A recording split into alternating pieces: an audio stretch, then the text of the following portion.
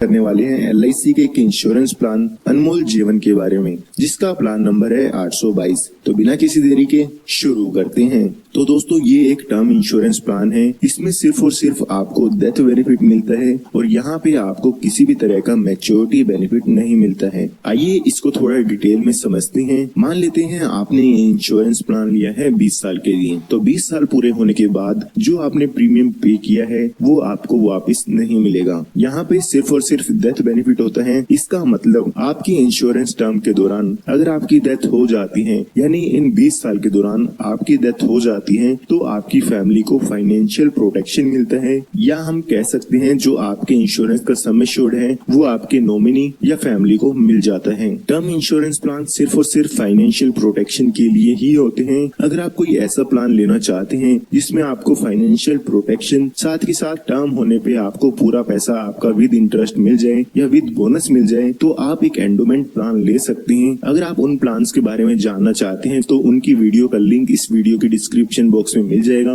वहां से आप एंडोमेंट प्लान्स की वीडियो देख के एंडोमेंट प्लान्स के बारे में जान सकते हैं। आगे इस वीडियो में मैं आपको डिटेल में एक एग्जांपल लेके समझाने वाला हूँ कि ये पूरा प्लान कैसे काम करता है। तो आइए इस प्लान के बारे में जान लेते हैं। तो सबसे पहले इस वीडियो में हम बात करेंगे रिक्वायरमेंट्स की, जिसमें मैं आपको बताऊंगा कौन कौन इस इंश्योरेंस प्लान को ले सकता है, मिनिमम एज कितनी होनी चाहिए, मैक्सिमम एज कितनी होनी चाहिए, कम से कम कितने अमाउंट से आप ये इंश्योरेंस प्लान ले सकते हैं। तो उस तरह की सारी बातें हम रिक्वायरमेंट्स में जान लेंगे। उसके बाद मैं आपको एक एग्जांपल लेके समझाने वाला हूँ कि ये पूरा प्लान कैसे काम करेगा, और लास्ट में हम इसके अदर इम्पोर्टेंट पॉइंट्स भी जानेंगे। क्या इसमें लोन अवेलेबल है या नहीं, क्या सरेंडर आप करा सकते हैं या नहीं, इसके साथ साथ डेथ कौन कौन सी कवर होती है, तो वो सारी बातें हम अदर इम्पोर्टेंट पॉइंट्स में करने वाले हैं। तो रिक्वायरमेंट में सबसे पहले बात आती है टर्म की, मतलब कि कितने साल के लिए आप इस इंश्योरेंस प्लान को ले सकते हैं। तो आप 5 से लेकर 25 साल तक आप इस इंश्योरेंस प्लान को ले सकते हैं। कम से कम 5 साल के लिए आपको इस इंश्योरेंस प्लान को लेना होगा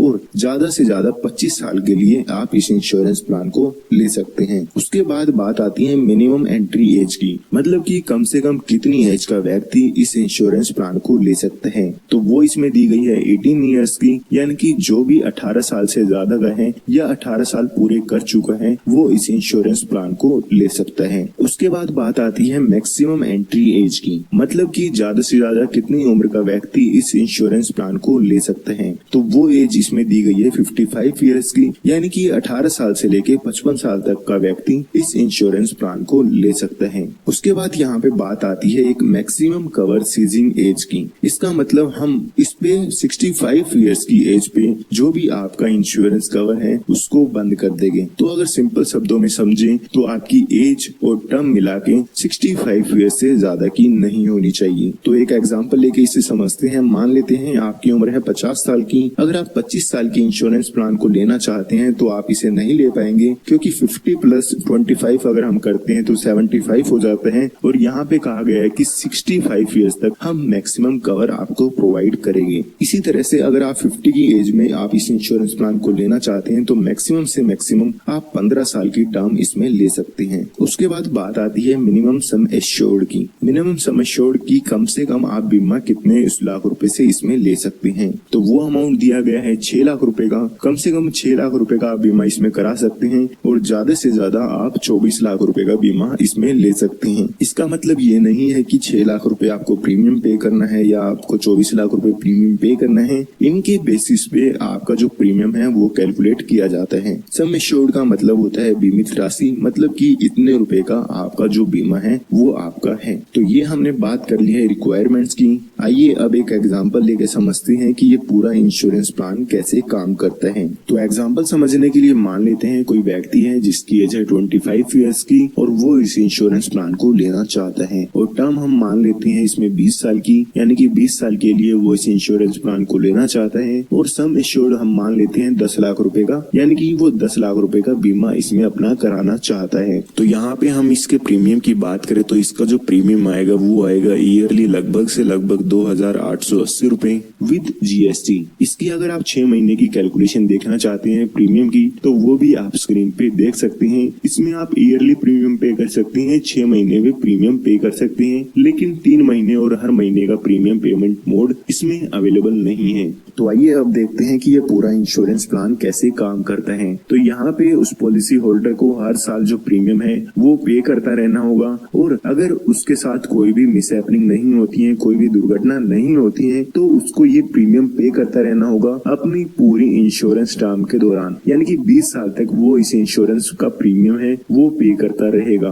और अगर कोई भी दुर्घटना इन 20 साल के दौरान नहीं होती है, तो जब उसके 20 साल पूरे हो जाते हैं तो उसको प्रीमियम पे नहीं करना होता है, और 20 साल पूरे होने के बाद उसको कोई भी अमाउंट यहाँ पे वापस नहीं मिलेगा। क्योंकि इस वीडियो के शुरुआत में ही मैंने आपको कहा था कि इसमें कोई भी मैच्योरिटी बेनिफिट नहीं होता है, इसमें सिर्फ और सिर्फ डेथ बेनिफिट अवेलेबल है।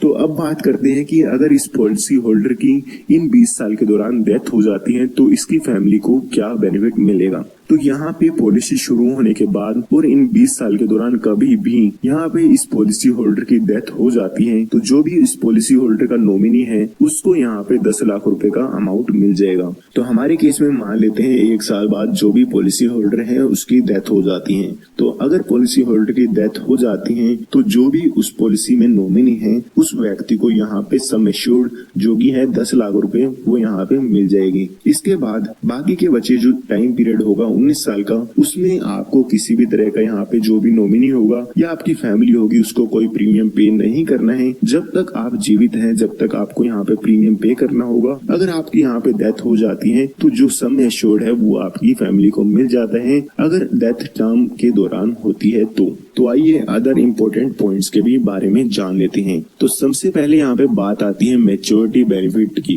तो इसमें आपको कोई भी मैच्योरिटी बेनिफिट नहीं मिलता है, यानी कि पॉलिसी टर्म के दौरान अगर पॉलिसी होल्डर की डेथ नहीं होती है तो उसके बाद जो भी उसने प्रीमियम पे किया है वो 0 हो जाते हैं। उसके बाद दूसरी बात आती है लोन की। तो क्या आप इस पॉलिसी पे लोन ले सकते हैं या नहीं। तो इसमें कोई भी लोन की सुविधा अवेलेबल नहीं है। अगर आप अपनी पॉलिसी शुरू करा देते हैं तो उसके बाद आप इस पे किसी भी तरह का लोन नहीं ले पाएंगे। उसके बाद बात करते हैं सरेंडर की। इसका मतलब अगर आप बीच में कुछ प्रीमियम पे करके बंद कराना चाहे तो क्या आप अपनी पॉलिसी को बंद करा सकते हैं या नहीं। तो इसमें आप सरेंडर भी नहीं करा सकते हैं अपनी पॉलिसी को। इसमें आपको अपनी पॉलिसी सरेंडर कराने का ऑप्शन नहीं मिलता है।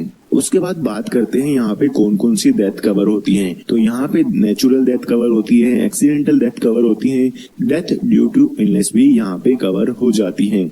और जो लोग ये जानना चाहते हैं कि क्या इसमें सुसाइड डेथ कवर होती है या नहीं होती है, तो उन लोगों को मैं बताना चाहूंगा कि इंश्योरेंस में सुसाइड डेथ कवर नहीं होती है। अगर यहाँ पे पॉलिसी होल्डर पॉलिसी शुरू होने के बाद 1 साल बाद सुसाइड कर लेते हैं तो जो भी पॉलिसी होल्डर ने पे किया है प्रीमियम उसका एक फिक्स परसेंटेज उस फैमिली के नॉमिनी को दे दिया जाता है। यहाँ पे मैं आपको फिर से बताना चाहूंगा जो सम एश्योर्ड है वो अमाउंट नहीं मिलेगा, सिर्फ और सिर्फ जो प्रीमियम पे किया है उसका एक फिक्स परसेंटेज लगभग से लगभग 80% उस पॉलिसी होल्डर के नॉमिनी को दिया जाएगा सुसाइड के केस में।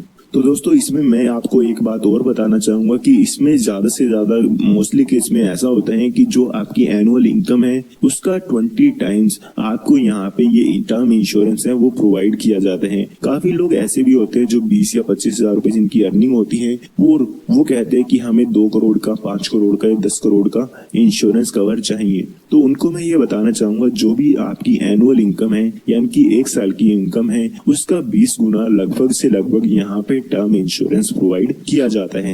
आपके इनकम प्रूफ के अकॉर्डिंग वहाँ पे आपको बता दिया जाता है कि मैक्सिमम से मैक्सिमम आपको इतना इंश्योरेंस कवर यहाँ पे टर्म प्लान में मिल सकता है। अगर आप उससे कम लेना चाहे तो कम का ले सकते हैं, लेकिन उससे ज्यादा आप इंश्योरेंस कवर उसमें नहीं ले सकते। इसके साथ साथ आपको यहाँ पे इनकम टैक्स बेनिफिट मिल जाता है। जो लोग इनकम टैक्स पे करते हैं तो वो लोग इनकम टैक्स के 80C सेक्शन में जो प्रीमियम पे करते हैं इस इंश्योरेंस का उसका रिडक्शन ले सकते हैं और अपना इनकम टैक्स उस पे बचा सकते हैं। तो बस आज के लिए इस वीडियो में इतना ही। मिलता हूँ आपको एक नई और एक्साइटिंग वीडियो के साथ।